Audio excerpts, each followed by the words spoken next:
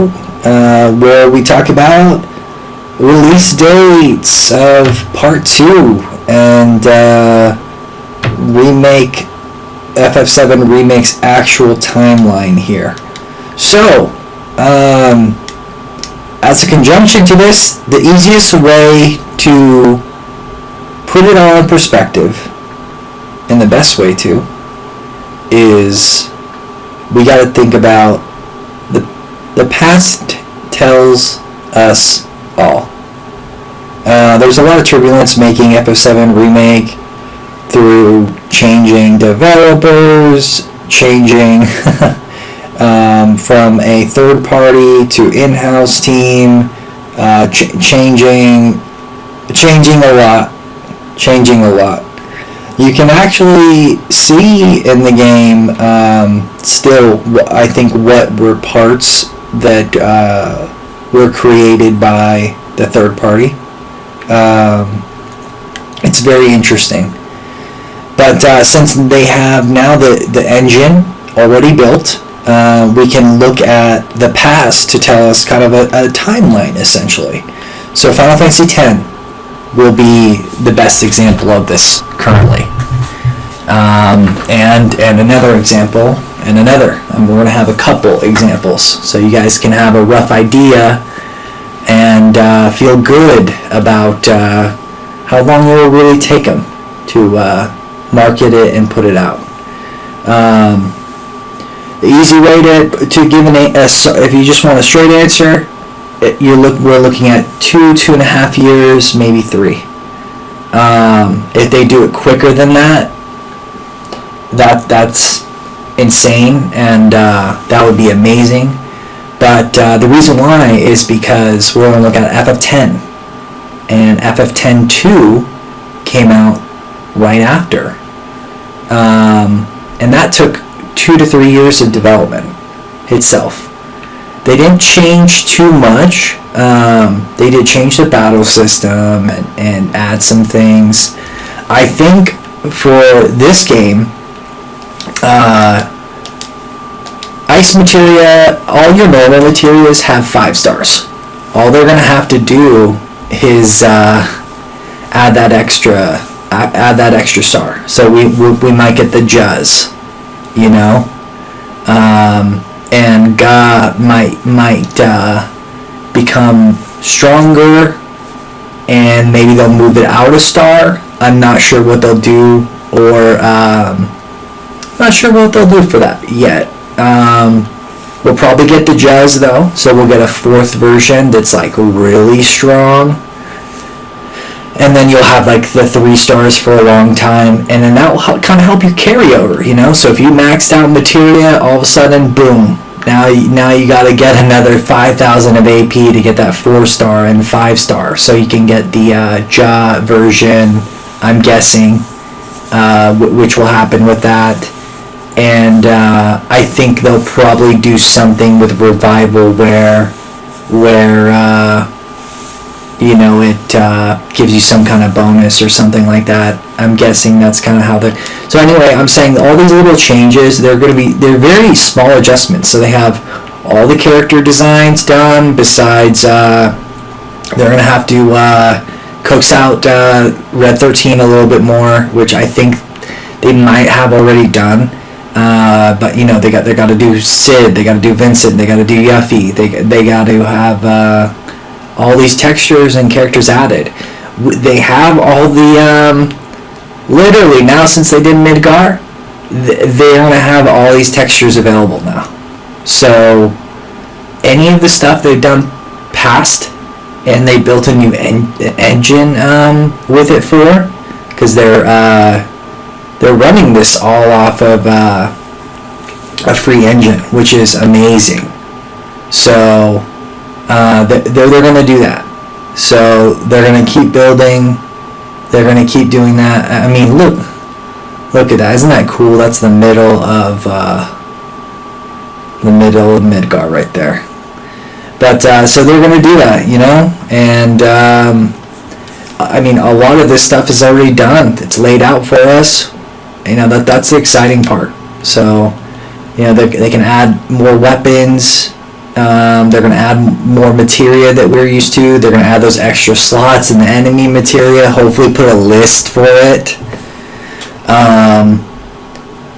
This will probably go to the HP ups and MP ups. I'm guessing will probably go to 100%. Absolutely. And we're definitely going to break the 9999. I don't see us not doing that. And then having like some kind of carryover for the game, for all your materia and everything you've worked hard or worked towards or whatever. But I'm sure, you know, a lot of these items or a lot of these things will or won't be available. We'll kind of see, you know, obviously, and then we'll get more slots for the materia. Hopefully work up to 8, like the old game. Maybe more. I don't know. They'll probably add some more, you know, like they did with enemies. Obviously, they're going to have to work on new enemies and the fight scenarios. Those all take time.